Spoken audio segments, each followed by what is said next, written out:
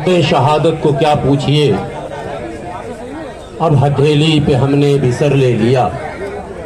जज्बे शौक़े शहादत को क्या पूछिए, अब हथेली पे हमने भी सर ले लिया। कत्ल होने से आखिर कहाँ तक डरे, कातिलों के मोहल्ले में घर ले लिया। अस्सलामु अलैकुम, आदाब, जय भीम, नमो बुद्धाय, जय जोहार। दोस्तों, आज का धरना विशुद्ध रूप से आजाद समाज पार्टी के बैनर तले धार्मिक उन्माद जो तेजी से इस देश में बढ़ रहे हैं उस पर लगाम लगाने, सरकार के द्वारा भेदभाव पूर्ण निर्णय जो लिए जा रहे हैं उस पर विराम लगाने की मांग, और पीछे से आवाज आ रही है, मीडिया के जो साथी सब खड़े हुए हैं तो पीछे के साथी कह रहे थे थोड़ा देर झेल लीजिए, क्या कीजिएगा, ये भी आपके काम के लोग हैं, क्या कीजिएगा, यही तो मैसेज दूर तक पहुंचाएंगे। बाकी आप लोग तो समर्पित लोग हैं, हम ही लोगों को कॉम्प्रोमाइज करना पड़ेगा, मीडिया वालों को परेशान कैसे करेंगे, यही तो हम लोग की बात पहुंचाते। 2 मिनट सिर्फ अपनी बात रखूंगा और केंद्र सरकार और उत्तर प्रदेश सरकार से विनती पूर्वक कहूंगा, चूंकि भारत का संविधान और संवैधानिक व्यवस्था, इंडियन डेमोक्रेटिक सेटअप जो है वो पीएम, सीएम और डीएम ये सुपर पावर होते हैं, यही क्रियान्वयन करते हैं, यही आदेश पारित करते हैं और आदेश को लागू भी करवा देते हैं। 2-3 बातें हैं, देश के लोग भी सुने और समाज के लोग भी सुने। लगातार देश में एक बात चल रही है बुलडोजर पॉलिसी की, और बुलडोजर जो चल रहा है वो ये कहकर चलाया जा रहा है कि भैया ये अवैध निर्माण है।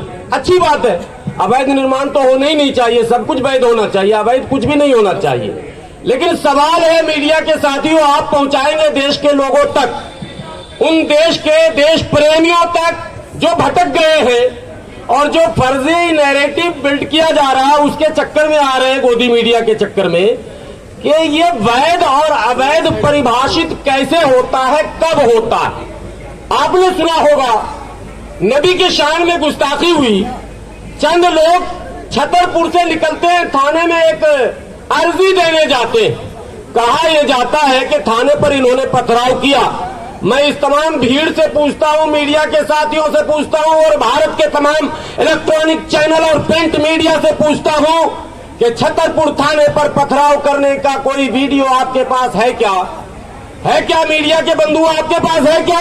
नहीं है। आपके पास है, बोलिए हाँ या ना। नहीं है। नहीं है। फिर भी हाजी शहजाद समेत कई मकानों पर बुलडोजर चलाए गए, ये कहकर कि चूंकि इन्होंने थाने पर पथराव किया था इसलिए बुलडोज किया जाता। जब सुप्रीम कोर्ट ने पूछा तो कहा जी नहीं, वो तो अवैध निर्माण था। अभी बहराइच में भी आपको खबर मिल रही होगी, 23 घरों पर नोटिस चिपका दिया गया। 23 घर किसके बताने की कोई जरूरत नहीं है, लेकिन सवाल यह होता है कि वैध और अवैध का ज्ञान दंगा के बाद, झगड़े के बाद, लड़ाई के बाद, पंगे के बाद ही क्यों होता है? पहले क्यों नहीं पता चलता कि यह अवैध निर्माण है या वैध निर्माण? ये नोट करने की चीज है और पहुंचाने की चीज है। ये बिल्कुल फेक नैरेटिव है, भेदभावपूर्ण कार्रवाई है। एक वीडियो वायरल हो रहा है चंदौली का, आप लोगों तक भी पहुंचा होगा। चंदौली में एक अल्पसंख्यक समुदाय की हत्या हो रही है, सड़क का आपसी झगड़ा, कोई बड़ा विवाद नहीं है, लेकिन उसकी भौजाई मांग कर रही है कि पहले बुलडोजर चलाओ हत्यारे पर, तब जाकर हम मिट्टी होने देंगे। वहां सुनी नहीं जा रही है। आपने सुना होगा गौतम, कौन गौतम? अमन गौतम, अभी हत्या हुई, जिस पुलिस कस्टडी में हत्या हुई, क्या पुलिस वालों के घर पे चलेगा क्या बुलडोजर? नहीं चलेगा ना। आपको पता है पूरे देश में नहीं विदेश तक चर्चा हुई थी हाथरस की घटना, बुलडोजर चला क्या किसी पर? नहीं चला। मीडिया के बंधुओं, देश प्रेमियों, ये बात आप हर चौक चौराहे पर उठाइए। देश प्यार से चलता है, प्रेम से चलता है, भाईचारे से चलता है, अमन से चलता है, सुकून से चलता है। अगर अशांति होगी तो विकास बाधित होगी। आप कहते हैं हमें विश्व गुरु बनना है और आप जानबूझकर देश के अंदर बदअमनी फैलाते हैं। एक वीडियो ये दिखाइए कि कोई मुसलमानों का जुलूस गया हो और किसी मंदिर पर उसने चढ़कर झंडा फहराया हो। है क्या एक भी वीडियो? नहीं है। लेकिन सैकड़ों वीडियो, मीडिया बंधुओं और हमारे देश प्रेमियों, सैकड़ों वीडियो है ऐसे कि उनका जुलूस जा रहा है और मस्जिद पर चढ़कर वो झंडा फहरा रहे हैं। क्या हो रहा है इस देश में? कहां ले जाना चाहते हैं आप समाज को? किसने ये आपको सिखा दिया?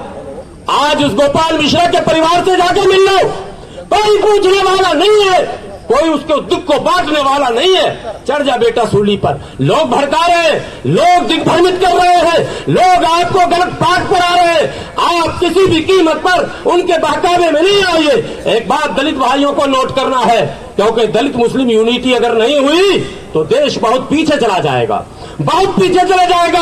अगर बढ़कर दलित नेतृत्व सत्ता की तरफ नहीं बढ़ता है और मुसलमान मुट्ठी की तरह उसके साथ नहीं जुड़ता है, तो याद रखना आने वाला दिन आपके नेता को माफ नहीं करेगा, आपके नेता को माफ नहीं करेगा। आप देख रहे हो आरक्षण नगर से चल करके आए हमारे आरक्षण विरोधी निजाम चौधरी जी का स्वागत है। आरक्षण विरोधी आंदोलन कहाँ हो रहे हैं आपको पता है दलित भाई?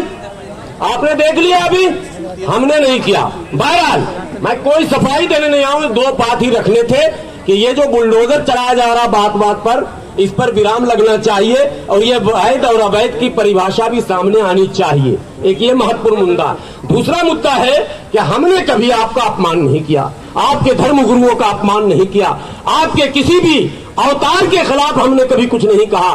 क्या मुसीबत है? आप प्रवचन करने जाते हैं, आप जो है कथावाचक हैं, आप अपने धर्म का जो कुछ भी कहना है कहिए अपने लोगों से। आप दूसरे धर्मों पर आप अभद्र टिप्पणी क्यों करते हैं? इसकी अनुमति कौन देता है और कौन है जो उसके बचाव में सामने आता है?